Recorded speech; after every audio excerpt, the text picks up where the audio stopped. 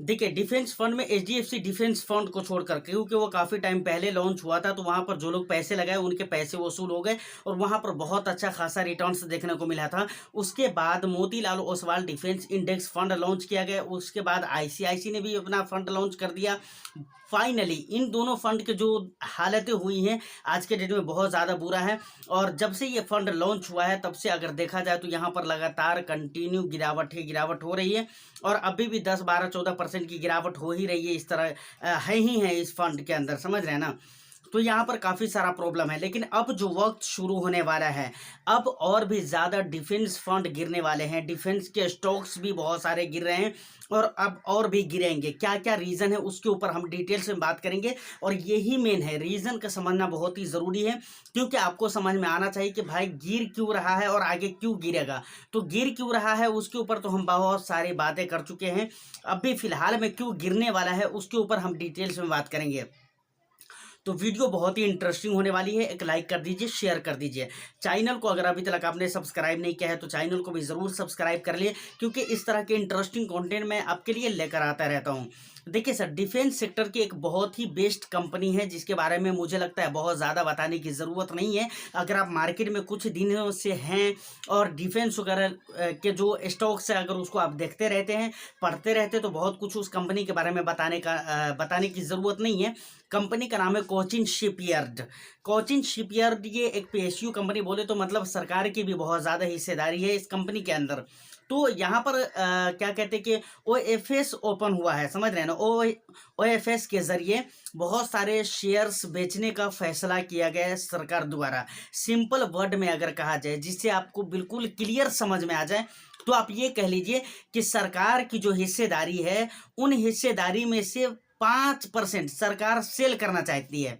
मतलब सरकार अपनी हिस्सेदारी में से 5% सेल करना चाहती है ओएफएस के जरिए। ओएफएस का मतलब होता है offer for sale, offer for sale, समझ रहे हैं ना। देखिए, अब सरकार की तरफ से ओएफएस जो निकाला गया है ये 16 तारीख को रहेगा, यानी आज रहेगा और कल रहेगा, 17 तारीख को रहेगा, समझ रहे हैं ना। तो यहाँ 2 दिन ओपन रहेगा। 2 दिन ओपन इसलिए रहता है कि एक दिन नॉन रिटेल इन्वेस्टर्स के लिए रहता है और एक दिन रिटेल इन्वेस्टर्स के लिए रहता है।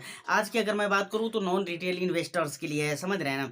वहाँ पर वो लोग खरीदारी कर सकते हैं। अब यहाँ पर क्या कहते हैं, ओएफएस में खरीदारी करने का क्या फ़ायदा होता है, यानी ऑफर फॉर सेल में खरीदारी करने का क्या फ़ायदा होता है। ये फ़ायदा होता है कि यहाँ पर आपको डिस्काउंट में जो भी शेयर्स, जिस भी कंपनी का शेयर्स हो, अगर वो क्या कहते हैं ओएफएस के ज़रिए आप उसे खरीद रहे हैं वहाँ पर, तो आपको कुछ ना कुछ डिस्काउंट होगा। यहाँ पर अगर बात की जाए तो 8% का डिस्काउंट लगभग आपको देखने को मिल जाएगा।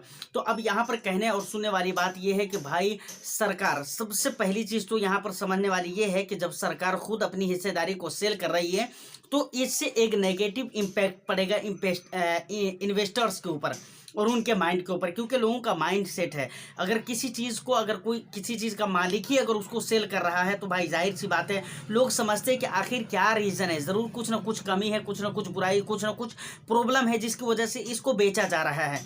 तो सरकार खुद बेचना चाह रही है, अब हम उसको कुछ नहीं कर सकते हैं। तो यहाँ पर अब देखिए, अभी अभी हाल फिलहाल में अगर आप देखेंगे तो कोचिन शिपयार्ड के जो शेयर्स हैं वो 4% से ऊपर तक की गिर चुकी है अभी तक। अभी टाइम कितना हो रहा है, 11:07 हो रहा है, समझ रहे हैं, 11:07 हो रहा है। इस टाइम पे मैं देख रहा हूँ तो 4% से ऊपर तक की गिरावट हो चुकी है कोचिन शिपयार्ड के शेयर्स में।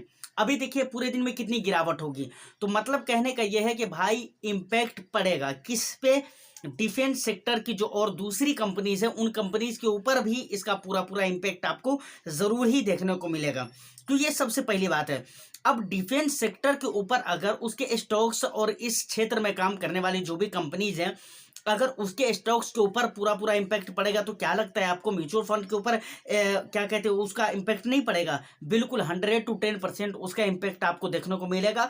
मोतीलाल ओसवाल के अंदर, एचडीएफसी डिफेंस फंड के अंदर, आईसीआईसीआई प्रूडेंशियल का जो मतलब डिफेंस इंडेक्स फंड है उसके अंदर, इस तरह के जो भी फंड्स हैं, 2-3 ही फंड तो है ही है, उन तमाम तर जगहों पे इसका पूरा पूरा इम्पैक्ट आपको कल के डेट में देखने को मिल जाएगा, समझ रहे हैं ना। तो ये पहली ज़रूरी चीज़ है। देखिए अब यहाँ पर एक चीज़ जो गौर करने वाली बात है, बहुत सारे लोग इसको इस नज़रिए से भी देख रहे हैं कि भाई OFS जो निकाला गया है तो यहाँ पर एक शेयर का प्राइस मतलब 1540 रुपये सेट किया गया है, मतलब 1540 रुपये का पर शेयर। जबकि अगर 15 तारीख का अगर देखा जाए प्राइस तो 1600 कितने रुपये है, 1671-72 रुपये है, समझ रहे हैं। ग्रो जो ब्रोकर एप्लीकेशन है वहाँ के अकॉर्डिंग।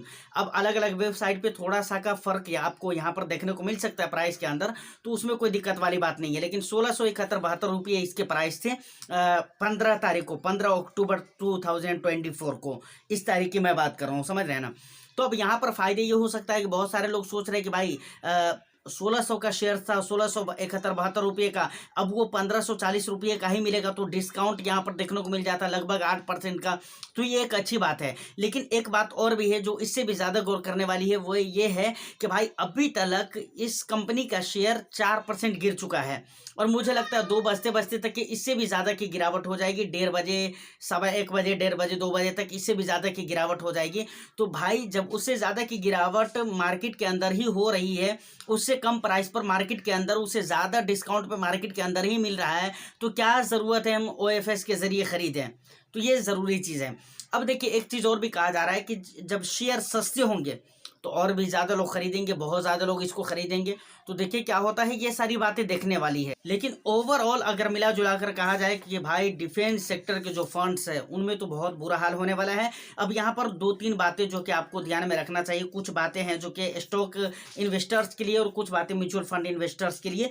स्टॉक इन्वेस्टर्स के लिए देखिए, अगर इस कंपनी का यानी कोचिन शिपयार्ड का अगर शेयर्स आपको लेना है तो आप लंबे समय के लिए ही जाइएगा, समझ रहे हैं। शॉर्ट ड्यूरेशन के लिए अगर आप खरीद रहे हैं तो फिर आपको नहीं खरीदना चाहिए, मुझे ऐसा लगता है।